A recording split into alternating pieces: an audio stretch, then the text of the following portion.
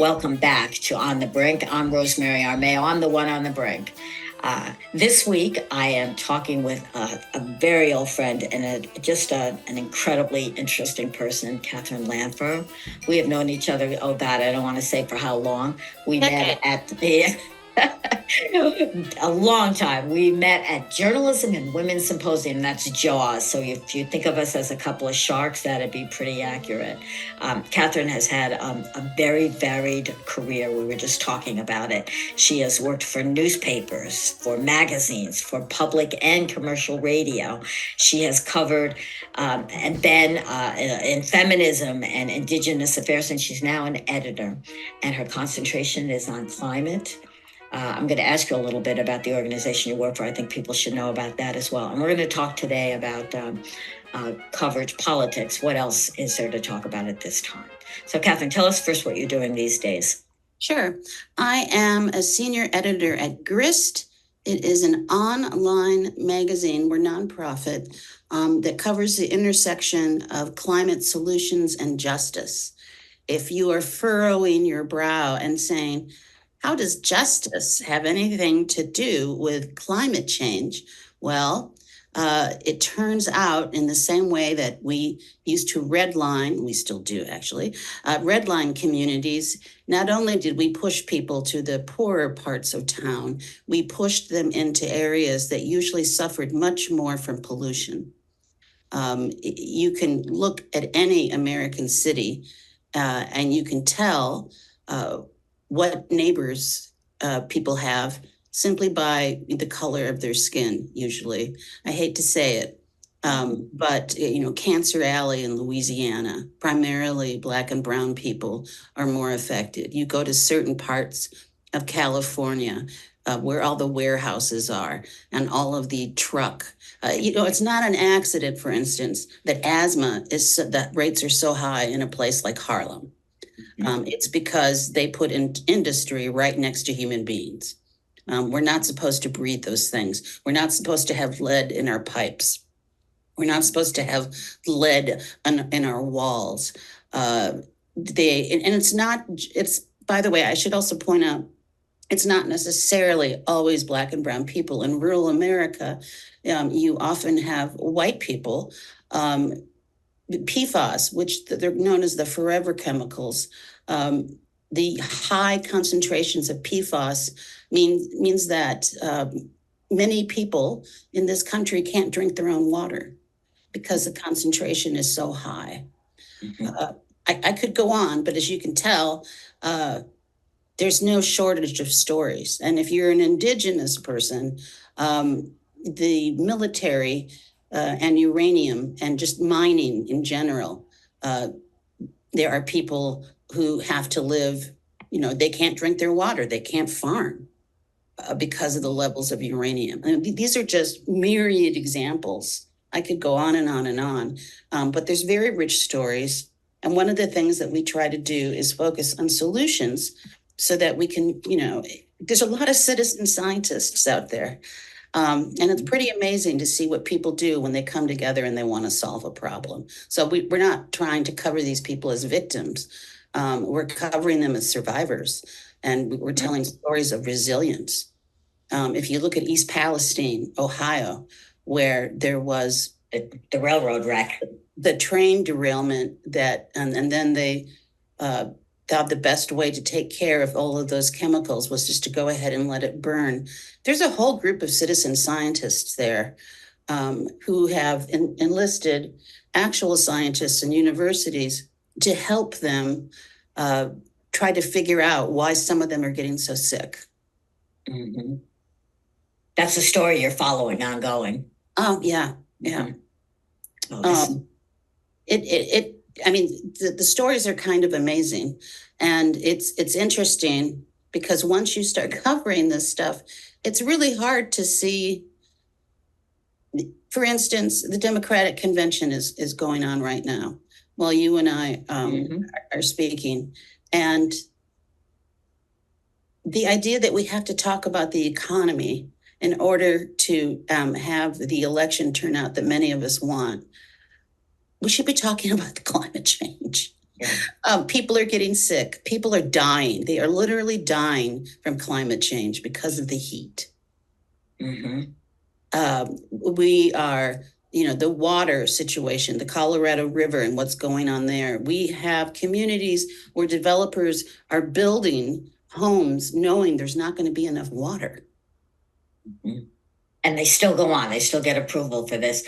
Even the East Palestine incident you brought up, that became political, not environmental. It became whether Pete Buttigieg responded properly or not and went quickly enough to Ohio to deal with it. It did not have anything to do with burning off toxic chemicals. That's true. Also, the railroad industry is not monitored adequately. And that's another story. Mm-hmm. Well, I want to talk more about this with you. We're going to do another podcast. I find the topics I seem most interested in doing get the lowest response from the public. That includes Ukraine for me, which I think is the biggest geopolitical problem in the country in the world right now. Putin has made a naked aggressive move, and he's been not stopped before, and he's not being stopped adequately now. And Republicans are there saying, oh no, America comes first. And yet when we do programs on Ukraine, they get very low ratings. So that brings me to the topic at hand, which is politics. And the press is overwhelmingly and repeatedly berated for only covering polls or the horse race, who's ahead, who's behind. And yet I and you have both seen and read long, detailed analysis on the issues and comparing the comparative stands between the two. We could talk about Trump versus any Democrat in the world, not just Harris on climate, and know what the story is going to say. They're not read. They're not watched. So what is the press to do? Should they discontinue doing horse race stories and poll stories? Only do analyses that aren't read? Become irrelevant? I feel that this is probably one of the best election cycles we're ever going to have. And that's because it's short. Indeed. I wish that we could have all elections be 100 days. Yeah, like Europeans do routinely. Because first of all, I think the public is exhausted. They don't know who to trust anymore. If you are an average American with a phone, and that's where 60% of our readers get our coverage on their phones. Mm-hmm. If you get push I have had to turn off a lot of my push notifications. But when you think of, I have empathy for the news consumer, because there is a flood of information out there, a veritable flood. If you wanted, your phone could be dinging every 60 seconds. That is not the way to take in news. And so the idea that I used to teach opinion writing around the country to women and people of color. And one of I was teaching people who were experts in their fields. So they knew nothing about journalism. And they just assumed that if they wrote an editor, the editor would have the time to look at their query. So I would always have to explain, the person you're trying to get their attention, they maybe have 2 or 3 screens up. They also have, Slack or GChat or something else going. They have many deadlines. They are dealing with many people. If they're at the New York Times, they're probably getting a couple hundred queries a day. And you think they have time to look at yours? And the reason I bring that up is because I feel like that is also how consumers are today with news. There's like a fire hose. The late David Carr used to talk about the fire hose of news if you were at the Times. So I have empathy for people not responding to the long, detailed analyses. One of the things, I think that journalists often are myopic in that it's very, very, very sobering to realize that you work so hard in a story, and if you're lucky, people spend a minute on it. Mm-hmm. Now, if you're on air, if you're on broadcast, a minute is kind of a long time. But still, when I'm working with my early career folks, I am, I'm always telling them, have, pity on the reader. The reader has no time. Don't save something because it makes a slam dunk ending. If it's that good, you put it at the top. At the very top. Yep. Yeah. So I want to circle back to the fact that this is one of the best election cycles ever because it's only 100 days. Because our journalism / media / information system has burgeoned into this many tentacled thing, there's just too much for one person to take in. Right. So it's natural to go for this simple and easy and yeah. I mean, who among us on social media hasn't found themselves, you've lost 10 minutes of your life to a Kim video. Kardashian's latest adventure. Yes. No. My guilty pleasure. What I was going to say is say yes to the dress. Oh, yeah. Beautiful little Greek dramas, conflict and resolution in 3 minutes. Yep. I'm not proud of that. No. I'm reading today about the meaning of Kamala Harris's tan pantsuit at the Democratic National Convention. There's a story about that. While, as we have noted, people are dying and the planet is withering.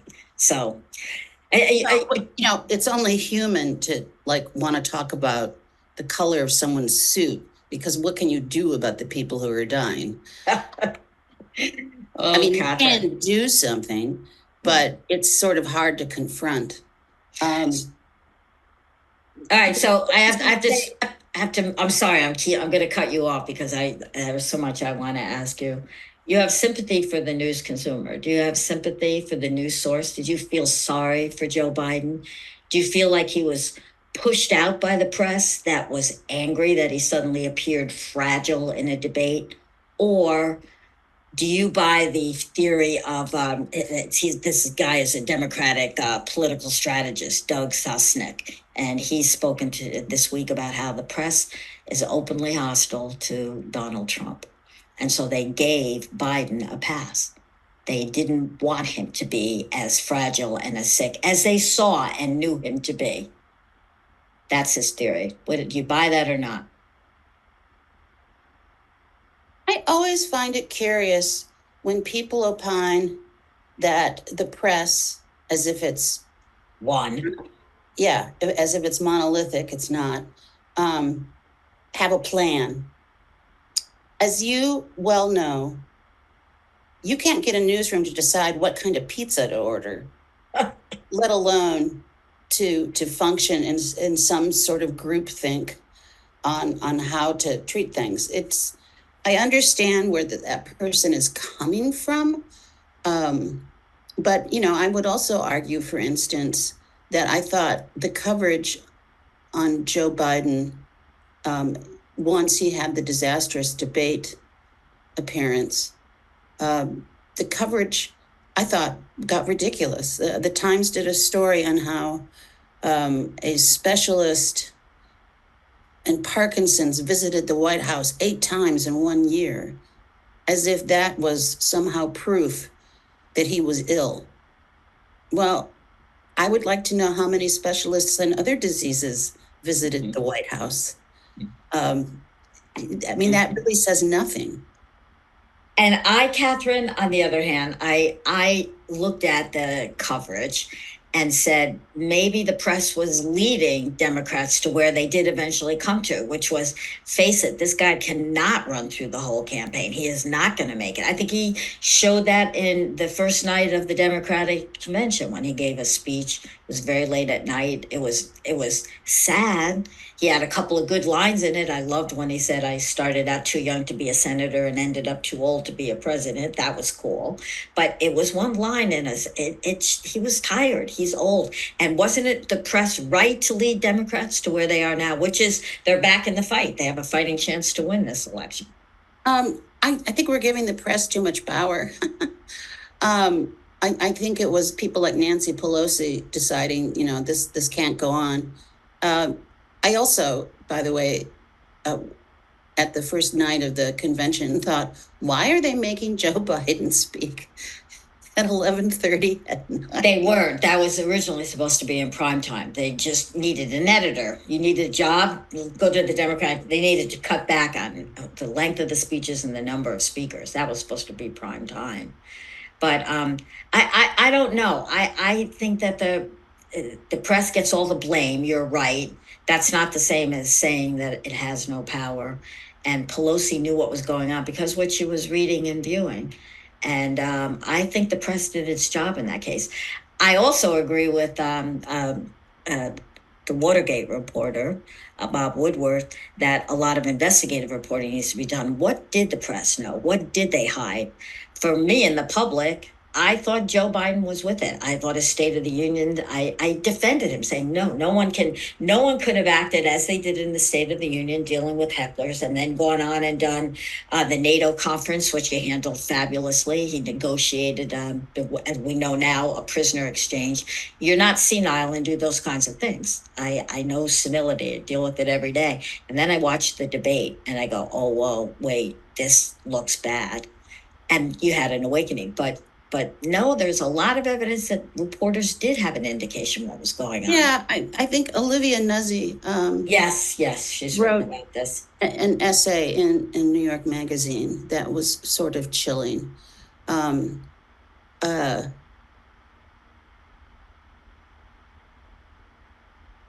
pausing to just think here for a minute because I think it's hard to reconcile how good he was on some days. Well, that's also a symptom, a problem of senility. You have good days and bad days. Anybody who's dealt with the healthcare knows that. So I don't know, what was the press complicit in or not, and did they protect him because they saw him as one of the few people who could actually challenge Trump? I'm not sure, but it leads me to a larger question, which is, has the press ever really led the public, served in a role not just as the agenda maker, but as the advocate? I think of the abolitionist press. They were ahead of the country and saying slavery is a bad thing. We should not have slavery. But that's the only example I can come up with. And even so lately as the Me Too movement, women have been very badly treated in the press. And I include politics in this. Hillary Clinton, Sarah Palin, if you want to go on the other side, was not treated as a serious candidate because she was a pretty woman. That's how she was viewed. Even the pictures of her, photos were taken looking up her dresses, for example. And men never, it's true. They would go, the photographers would go low and shoot up, which is not something men have to deal with. And even now at a time when there are more women and more people of color, when there is more diversity, is the press leading the way? Are they shining a light on anything? Well, first of all, we just said the press is not monolithic, right? Right. So the abolitionist press, which was clearly very important, that they were not mainstream. No, right? They were a niche. You're absolutely right. And there's still lots of niche publications. There are definitely, like Ms. Magazine, Mother Jones, right. The Nation. They have definitely tried to lead the way in some ways. So when we say, has the press, led the way for anyone? Well, what kind of press? You need the radical fringe. I'm putting that in quotes to move the middle over. Mm-hmm. All right, then make it mainstream media. Has mainstream media ever led. And today that would be the Washington Post, the New York Times, the Los Angeles Times. You know who the legacy media are.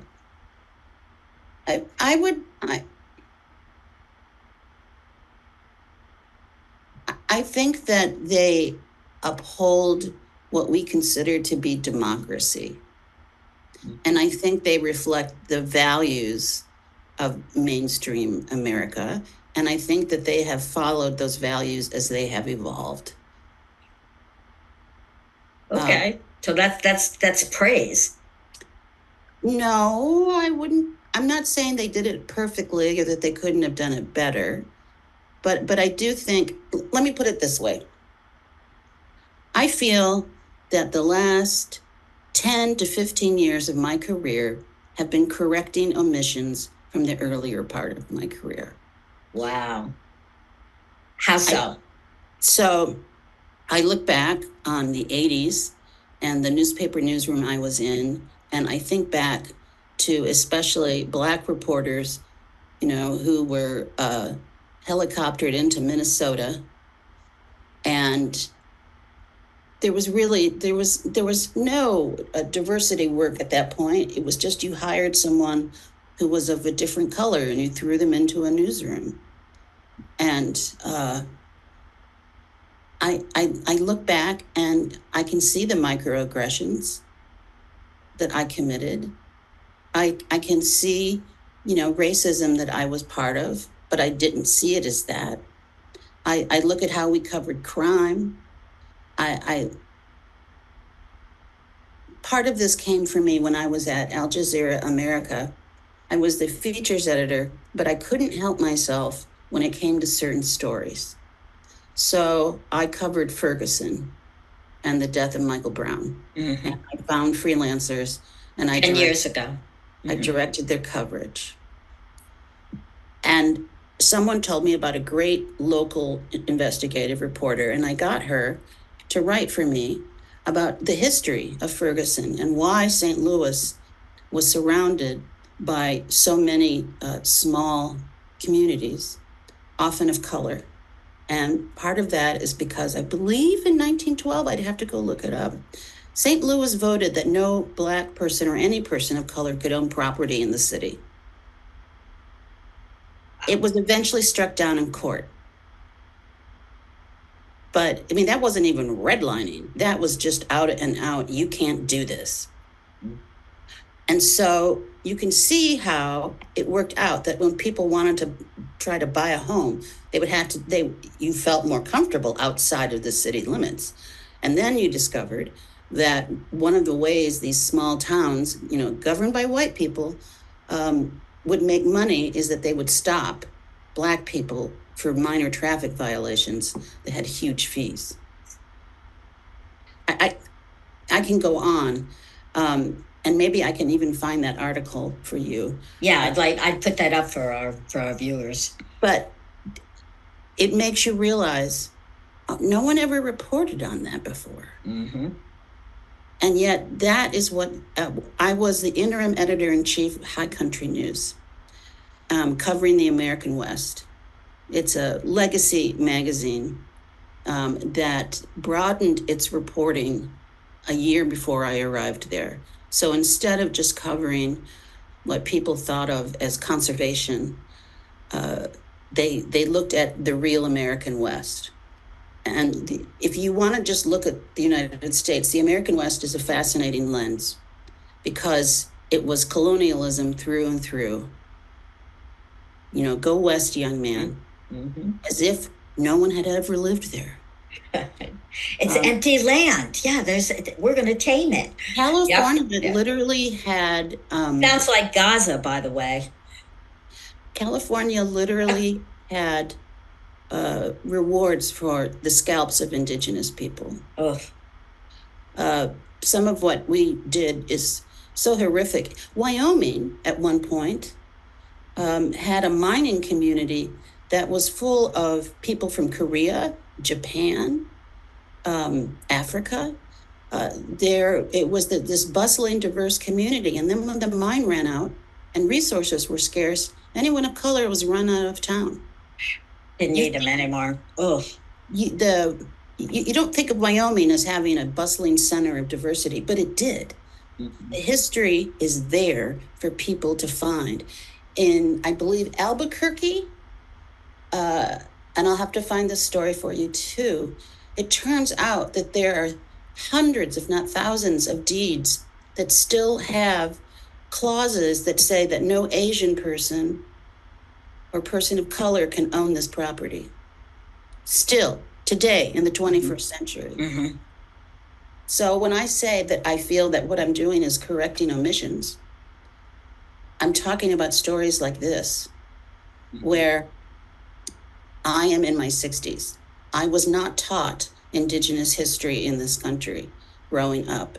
It was news to me, for instance. I was the editor on Land Grab Universities, which is an amazing 2-year investigation that Tristan Atone did for High Country News. I was the editor, and most people don't know that the much vaunted land grant university system in this country, which I used to think of it with much fondness because it gave opportunity to so many. It's all based on expropriated land taken from Native Americans. Basically, it's stolen land. Mhm. And it was done by disregarding treaties, tearing up treaties, telling people to sign treaties or they'd be killed. So once you know that that's the history, everything changes. Right, right. And I know I'm taking you far afield from politics, but I guess Oh, what I'm- that's why you're on, Catherine. I wanted you to do this. okay, good.